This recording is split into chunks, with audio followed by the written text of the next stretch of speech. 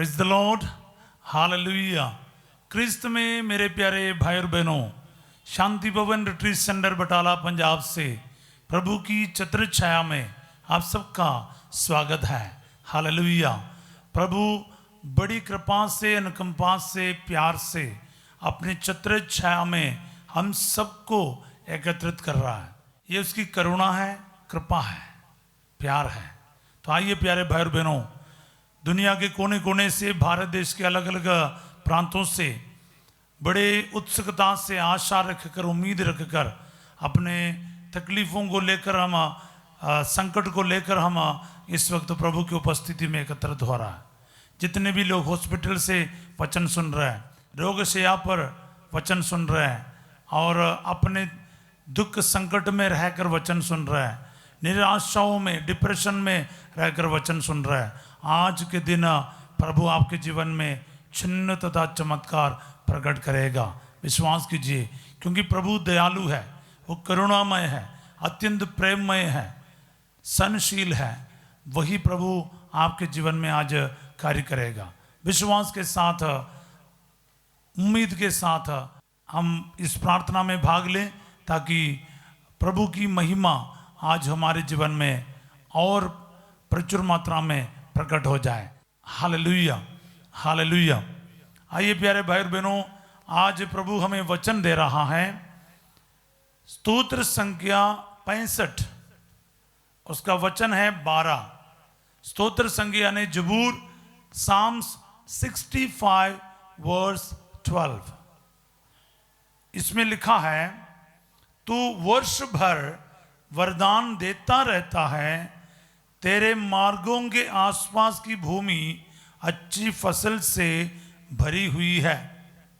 एक बार फिर मैं पढ़ता हूं, तू वर्ष भर वरदान देता रहता है, तेरे मार्गों के आसपास की भूमि अच्छी फसल से भरी हुई है।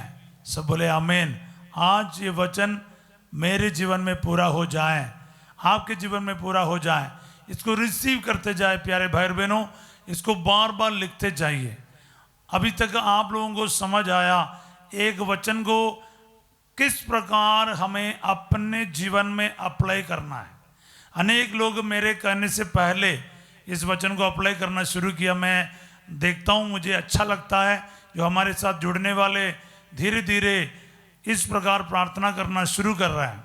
अपने निवेदनों को सीधे सीधे लिखने के बदले वचन के साथ साथ अपने निवेदन को लिखना, वचन के साथ साथ अपने बच्चों का नाम लिखना, पति का नाम, पत्नी का नाम, भाई बहन का, माता पिता का नाम लिखना, या फिर अपने भविष्य के लिए लिखना, अपने दुकान के लिए लिखना, अपने कारोबार के लिए लिखना। ये आप लोग सीख लिया है, कई लोगों ने सीख लिया, और सीखना है तो जरूर सीख लीजिएगा। तू वर्ष भर मुझे वरदान देता रहता है, मेरे परिवार में वरदान देता रहता है। मतलब क्या है? ये साल भर की बात है, हर सवेरे की बात है, हर शाम की बात है। मतलब प्रभु वरदान देता रहता है मेरे लिए, मेरे परिवार के लिए, मेरे परिजनों के लिए, मेरे भविष्य के लिए, मेरे वर्तमान में। इस प्रकार ना इसको हम अप्लाई करें।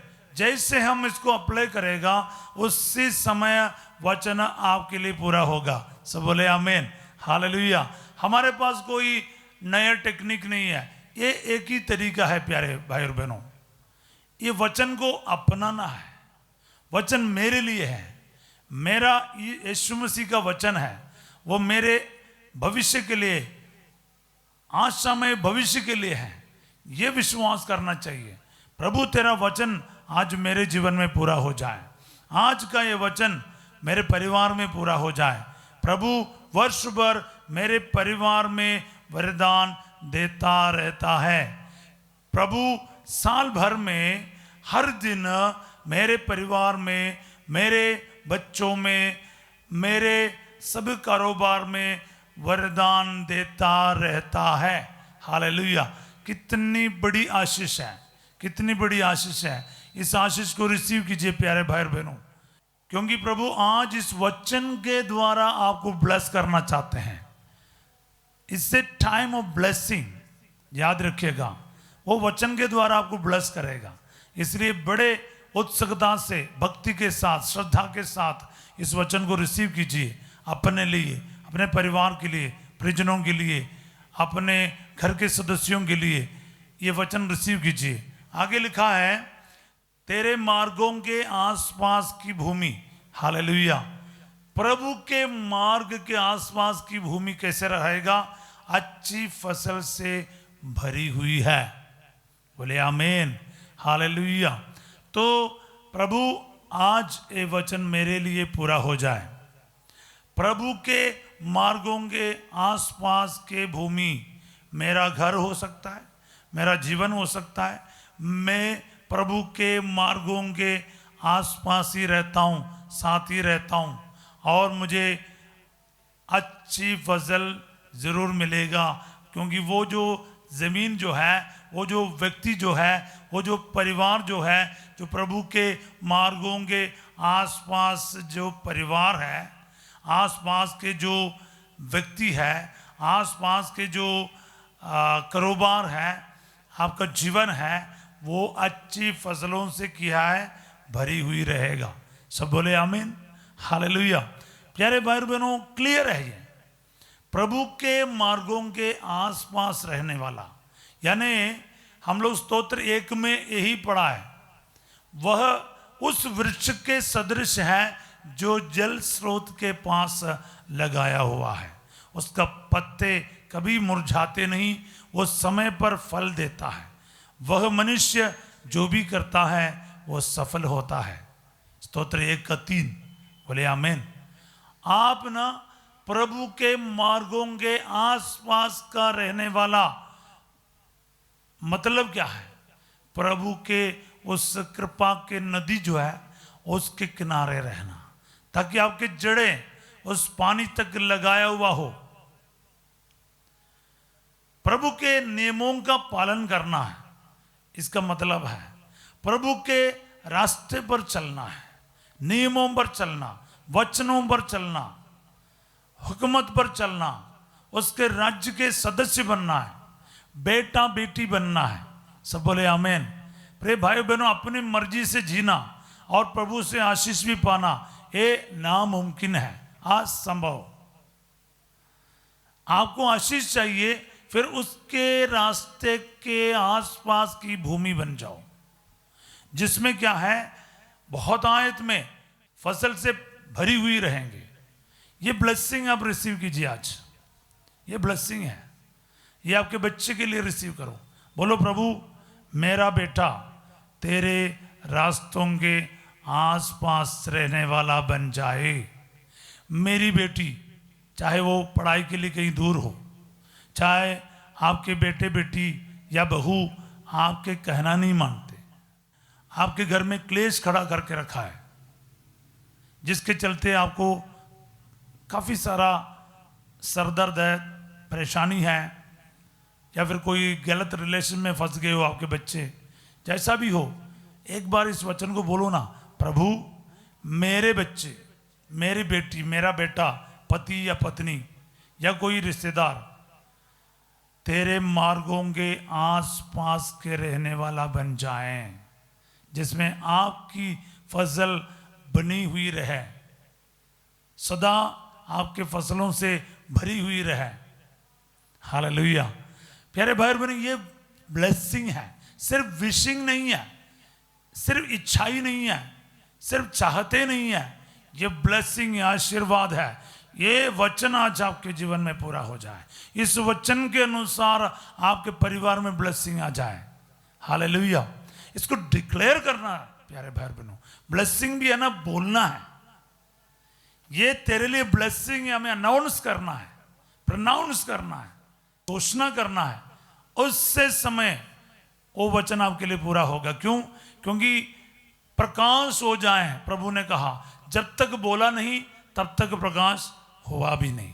याद रखिएगा, इसलिए वचन को बोलना है। लाजरस को प्रभु ने कहा, लाजरस बाहर आ, तब जाके मृत लाजरस जीवित होकर बाहर आया कब्र से। तो वचन को बोलना अनिवार्य है।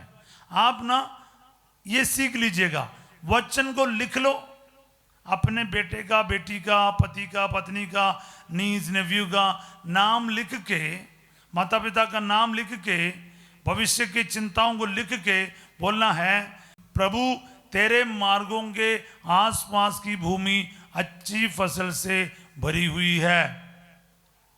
तेरे मार्गों के आसपास रहने वाले मेरे बच्चे के जीवन अच्छी फसल से भरी हुई रहेगा।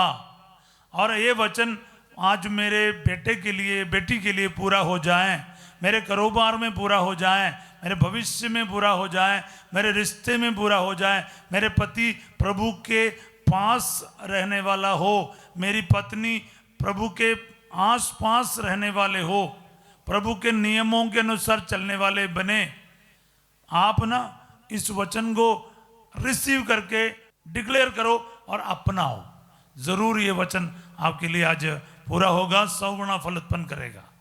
और आप ना धन्यवाद के साथ इस वचन पढ़िए। क्यों? क्योंकि तू वर्ष भर वरदान देता रहता है। कितनी बड़ी बात है, शिकायत नहीं, इसमें बिल्कुल शिकायत नहीं है, धन्यवाद की बात है। प्रभु तू वर्ष भर, साल भर, हर दिन हमें, मुझे, उन्हें वरदान देता रहता है। आप सबके लिए धन्यवाद करो। मेरे परिवार में, कलीसिया में, मेरे देश में वरदान देता रहता है, मेरे बच्चों के लिए वरदान देता रहता है, मेरे परिजनों के लिए वरदान देता रहता है वर्ष भर में। तो इसके लिए प्रभु का धन्यवाद करना जरूरी है। तो आइए प्यारे भाई और बहनों, आज का दिन ना प्रभु को समर्पित करें, पूरी खुशी के साथ इस वचन को अपनाएं, इस वचन को अप्लाई करें। मेरी बीमारी में, मेरे संकट में, आर्थिक समस्याओं में, बाहर जाने की रुकावट में, आपके हार्ट के प्रॉब्लम है, आपके लिवर का प्रॉब्लम है, फेफड़े के प्रॉब्लम है, गुर्दे के प्रॉब्लम है, डायलिसिस का प्रॉब्लम है, यूट्रस में गांठ है, बच्चे के वरदान नहीं, खास करके इन दिनों में काफ़ी सारे जगह से, दुनिया के कोने कोने से, सच बोले तो दुनिया के कोने कोने से, भारत देश के अलग अलग जगहों से बच्चे के वरदान के लिए विशेष प्रार्थना मांगे जा रहा है।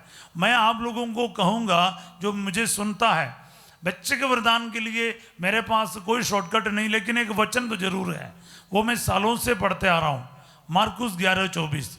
आप और भी वचन पढ़ सकते हैं, मगर ये जो वचन है ना, ये मैंने देखा है, मैंने इसका रिजल्ट बहुत देखा है, बहुत देखा, मतलब बहुत सारे लोग, इतना तक दूसरे धर्म के लोगों के लिए भी वचन दिया, उनके जीवन में भी बच्चे का वरदान, बेटे का वरदान प्राप्त हुआ है। वो है मार्कुस 11:24, मार्क 11:24। तुम जो प्रार्थना में मांगते हो, विश्वास करो तुम्हें मिल गया है और वह तुम्हें दिया जाएगा। ये वचन है। इस वचन में 2-3 शर्त है। एक तो क्या है? विश्वास करना, मुझे बच्चे का वरदान मिल गया है, और इसके लिए तो धन्यवाद देना शुरू करेगा आज से लेकर। दूसरी बात है, मन मुटाव नहीं होना चाहिए किसी के साथ, आपस में भी नहीं, और किसी घर के और किसी पड़ोसी, कोई भी किसी के साथ आपका कोई झगड़ा, लड़ाई, अक्षमा की बात नहीं होना चाहिए। ये 2 शर्तें होना चाहिए आपके जीवन में पूरा। फिर दूसरी बात क्या है? पति और पत्नी एक मन होकर इस वचन को कम से कम 3 महीना दोहराना है, तब जाकर धन्यवाद के साथ, धन्यवाद डे 1 से, आज से धन्यवाद देना शुरू करना, तब जाकर आप महिमा देखोगे। आपके कितने भी बड़े समस्या क्यों ना हो, प्रभु इस वचन के अनंत योग्यता से आपको ब्लेस करेगा बच्चे के साथ। आमीन। आज इसलिए ये वचन है ना, एक बार फिर पढ़िएगा। तू वर्ष भर वरदान देता रहता है, तेरे मार्गों के आसपास की भूमि अच्छी फसल से भरी हुई है। आप तो समझ गए होंगे कैसे इसको अप्लाई करना है। बार बार लिखते जाइए, कमेंट सेक्शन में कम से कम 2 या 3 बार इस वचन को लिख लीजिए। अपने अलग अलग ज़रूरतों को इसके साथ जोड़कर याद रखिएगा। मैं इस वक्त को ब्लेस करता हूँ। अपना सिर झुका के पुरोहिताई का इस ब्लेसिंग रिसीव कीजिएगा। प्रभु आप लोगों के साथ हो। सर्वशक्तिमान ईश्वर पिता, पुत्र और पवित्र आत्मा आप सबको अपना आशीर्वाद प्रदान करे। आमीन। आज रात 8 बजे संध्या का आशीर्वाद प्रार्थना में फास्टर जो आपके साथ होंगे, और कल सवेरे 5:30 बजे प्रभु की छत्र छाया प्रार्थना में हम जरूर मिलेंगे। सवेरे ही हमारे साथ जुड़ने का कष्ट कीजिएगा। और आपका ड्यूटी है इस वचन को दूसरों तक पहुंचाएं। जब आपको अच्छा लगेगा आप जरूर किसी और को बता देगा। और इस वचन को लाइक करना, सब्सक्राइब करना आप अपना ड्यूटी समझ लीजिए। आपके लिए 1 मिनट भी नहीं लगता है एक बार लाइक बटन दबाने का। उससे हमें क्या पता चलता है, आप हमारे साथ इस मिनिस्ट्री में जुड़ा है। तो जरूर आप हमारे साथ दीजिएगा। आप सबों को मैं एक अच्छा दिन का कामना करता हूँ। Have a wonderful day. God bless you all.